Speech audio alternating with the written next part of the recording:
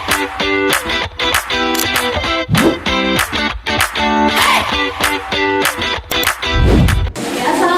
warahmatullahi wabarakatuh. Waalaikumsalam warahmatullahi wabarakatuh. Selamat siang anak-anakku yang pintar-pintar dan saleh-saleha. Gimana kabarnya hari ini? Alhamdulillah ya. Semoga semuanya selalu sehat dan semangat untuk belajar ya. Nah, pada pertemuan hari ini kita akan belajar bersama-sama mengenai perjalanan hijrah Nabi Muhammad SAW ke Madinah. Apa tadi? Perjalanan hijrah Nabi Muhammad SAW. Sebelumnya aku mau tanya dulu deh. Apa sih hijrah itu? Apa yang kalian ketahui tentang hijrah? Coba. Ya, pintar sekali ya. Jadi hijrah itu berpindah ya. Berpindah yang seperti apa? Berpindah ke keadaan yang lebih baik ya. Nah, sekarang coba kalian bayangkan, seandainya kalian itu tinggal di sebuah tempat yang dimana setiap harinya kalian itu dihina, dicemooh, ditekan, bahkan diancam hanya karena kalian itu ingin mempertahankan keyakinan yang kalian yakini itu benar. Kalau kalian berada di posisi seperti itu, apa yang akan kalian lakukan? Apakah bertahan atau mencari jalan lain? Coba. Bisa ya, jadi cari jalan keluar ya. Jadi kalau seperti itulah tadi kondisi seperti tadi yang dialami oleh Rasulullah ketika di Mekah. Jadi Rasulullah itu dakwah kepada penduduk Mekah untuk menyembah Allah Subhanahu Wa Taala. Tapi mereka malah menolak. Ada yang tahu nggak sebabnya apa? Kenapa ditolak? Belum. Ya, jadi karena ajaran yang dibawa oleh Rasulullah itu bertentangan dengan kebiasaan kaum kafir Quraisy ya. Jadi hijrah Nabi itu bukannya diterima malah ditolak mentah-mentah. Jadi Nabi itu dihina, kemudian para sahabat disiksa, kemudian kaum muslim diboikot dan yang lebih parah lagi ya anak-anak. Mereka kaum kafir Quraisy itu berencana untuk membunuh Rasulullah. Nah, coba bayangkan kalau kondisinya sudah semakin serius ya, sudah semakin berbahaya seperti itu, apakah diam saja itu menjadi sebuah solusi? Jadi hijrah itu menjadi langkah yang strategis ya. Nah, selain berbagai tekanan dari kaum kafir Quraisy tadi, Rasulullah juga mengalami yang namanya Amul Husni. Ada yang tahu nggak Amul Husni itu apa?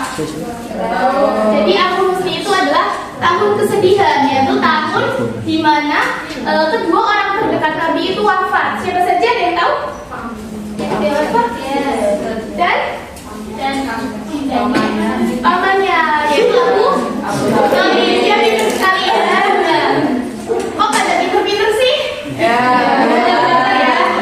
Nah, jadi sepeninggalan kedua orang terdekat Nabi tersebut itu membuat posisi Nabi di Mekah itu menjadi semakin sulit. Nah, tapi Allah membuka jalan melalui penduduk kota Yatsrib atau yang sekarang itu namanya adalah Madinah yang siap untuk menerima Rasulullah. Jadi hijrahlah Rasulullah ke Madinah ya. Nah, sekarang perhatikan ibu apa? Apa ini? Ya, kelihatan semua nggak? Ya, jadi nih kita lihat ya. Ini gambar apa? Yang melambangkan kota Mekah. Kemudian ini? Tuh ya. Kemudian di sini ada apa? Dan yang terakhir? Perhatikan ya di Mekah dulu ya. Jadi awal mulanya Nabi itu mendengar kabar bahwa beliau itu akan dibunuh oleh kaum kafir Quraisy. Nah, kemudian pada malam hari ketika kaum kafir Quraisy akan ke rumah Nabi Muhammad ya. Nah, Nabi Muhammad itu meminta Ali bin Abi Thalib untuk menggantikannya tidur di ranjangnya. Tujuannya untuk apa? Menipu. Ya, untuk menipu ya, untuk mengelabui kaum kafir Quraisy. Nah, kemudian setelah itu Nabi Muhammad bersama siapa? Ada yang tahu nggak? Bersama Abu Bakar As-Siddiq ya, pergi diam-diam meninggalkan kota Mekah menuju ke mana? Batur. Ya, nah, jadi di Bunyi sama berapa tadi? 3 tadi, betul sekali. Kemudian langsung melanjutkan perjalanannya yaitu ke Kuba ya. Kuba ini sebuah daerah yang letaknya itu di pinggiran kota Madinah. Nah, Rasulullah bersama Abu Bakar itu singgah di Kuba selama 4 hari dan juga menyempatkan untuk membangun masjid yang pertama dalam Islam yaitu Masjid Kuba. Pinter ya. Kemudian terakhir Nabi Muhammad bersama Abu Bakar menuju ke Madinah ya, yang disambut baik oleh kaum Ansor. Nah, sekarang mau tanya nih, kalau tujuan akhir Nabi adalah ke Madinah, kenapa beliau tidak langsung ke Madinah saja, tapi malah ke arah yang berlawanan untuk buat tur? Ada yang tahu nggak alasannya kenapa? Belum tahu? Apa tadi? Ya betul sekali ya Mbak. Jadi tujuannya itu biar nggak ketahuan ya. Jadi kalau misalkan Nabi langsung ke Madinah, nanti kaum kafir Quraisy akan mencoba untuk mengejarnya ya. Jadi bersembunyi dulu ya di sini selama 3 hari. Nah, lalu selama Nabi dan Abu Bakar bersembunyi selama 3 hari di Gua Tur, siapa yang membantu? Jadi ada yang membantu ya. Ada yang tahu nggak siapa? Ali. Ya, jadi semua ya. Nah, apa kalau belum tahu? Ini kalau ibu. Iya betul. Terus siapa lagi? Ya, jadi yang pertama itu ada Asma binti Abu Bakar. Putrinya siapa itu? Abu Bakar. Pintar banget. Nah, jadi tugas dari Asma itu adalah mengantarkan makanan dan minuman. Kemudian yang kedua ada Abdullah bin Abu Bakar yang tugasnya adalah memberikan informasi. Ya, memberikan. Iya bagus sekali Mbak Najwa, betul sekali ya. Jadi memberikan informasi mengenai keadaan kota Mekah. Kemudian yang terakhir itu ada Amir bin Fuhairah yang tugasnya adalah menghapus jejak Rasulullah dan Abu Bakar supaya tidak ketahuan oleh kafir Quraisy. Ya, jadi dakwah Nabi itu dilakukan dengan cara kerjasama ya. Nah, sekarang ibu mau siapa yang berani maju ke depan untuk menjelaskan ulang peta ini? Depan. Ya. Kalau nggak ada yang belum tahu itu tidak boleh. Nggak boleh ya nanti. Ayo maju dulu siapa yang berani? Maju berani ya? Ya. Ayo, sudah maju.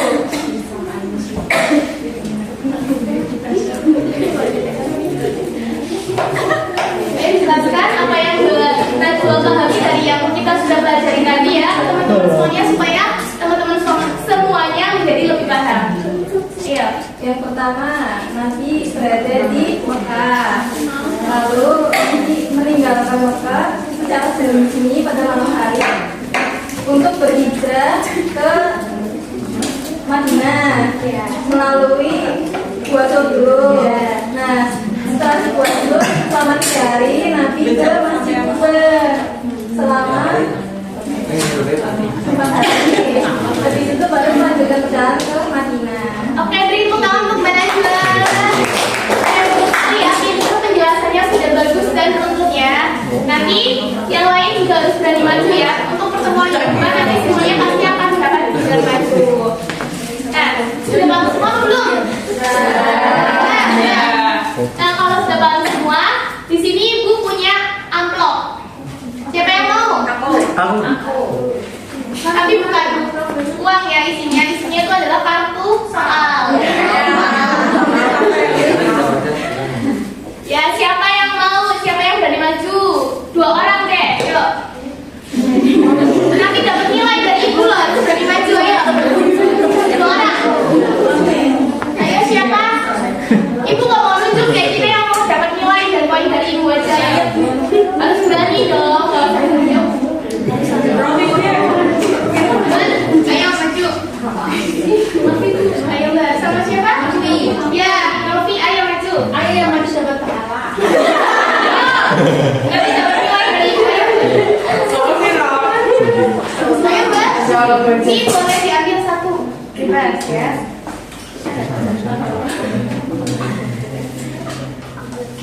Ayo Mbak, bersatu.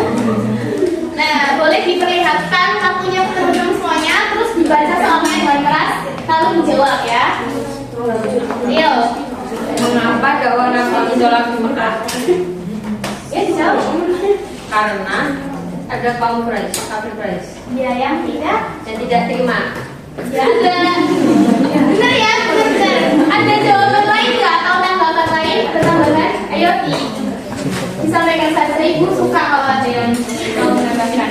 Nanti dapat nilai juga dari ibu. Gak ada ya? Ayo bu. Ayo apa?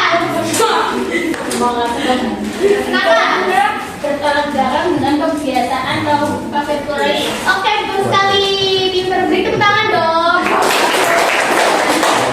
Yang lain Pak? Gak ada. Oke, dilanjut aja Mbak Novi. Siapa yang menyambut Nabi saat itu di Madinah? Bagaimana sikap mereka? Kaum Ansor. Ya, sikapnya gimana? Benar. Yang terima dengan senang hati. Ada yang mau jawab? Ada yang punya jawaban lain nggak? Gak ada nih. Tapi sepakat ya? Ya. Oke, boleh duduk kembali. Tepuk tangan buat teman-teman yang sudah dilakukan ya. Oke, jadi apa pelajaran yang bisa kita ambil dari perjalanan hijrah Nabi ke Madinah? Pak? Ya, bagus Mbak. Terus? Kerjasama. Ya, apa lagi? Sabar, bagus sekali. Terus? Iya, jadi itu ya. Jadi hijrah itu bukan sekedar pindah tempat, tetapi perjuangan kita untuk menuju kehidupan yang lebih baik ya. Karena waktunya sudah habis, kita akhiri ya. Semoga kita semua bisa mengambil hikmah dari perjalanan hijrah Nabi. Amin. Cukup sekian dari Ibu. Terima kasih. Wassalamualaikum.